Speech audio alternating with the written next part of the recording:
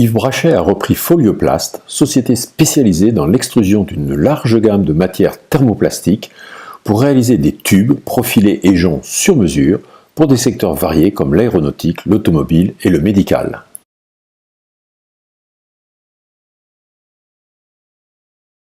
Oui, j'ai acheté une première entreprise, tout s'est bien passé. J'ai eu l'opportunité de la céder quelques années plus tard, mais avec comme arrière-pensée d'en racheter une autre, ce que j'ai concrétisé il y a 3 mois avec Folioplast.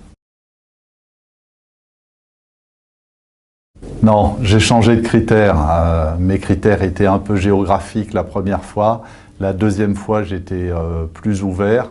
Mais je voulais toujours une entreprise d'une taille plus importante. En réalité, j'ai acheté une entreprise dont le chiffre d'affaires était inférieur à ce que je pensais.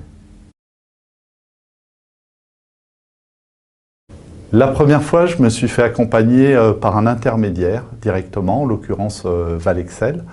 Et la deuxième fois, par contre, comme Pascal Ferron m'avait accompagné lors de la cession de la première entreprise, c'est à lui que j'ai présenté l'essentiel de mes dossiers, mais j'ai finalement finalisé la négociation par moi-même, avec bien sûr le conseil d'un avocat.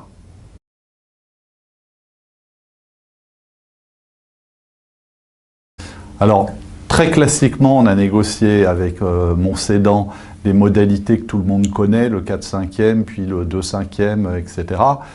Mais très vite, on s'est rendu compte qu'il fallait qu'on soit dans le même bureau et on a partagé intimement tous ces échecs, toutes ces réussites.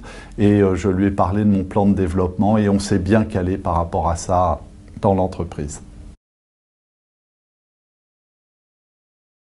Alors en fait, ça m'a amené, la réalité de l'entreprise m'a amené à rebattre les cartes entre ce que j'avais imaginé avant et ce que j'ai découvert à l'intérieur de l'entreprise.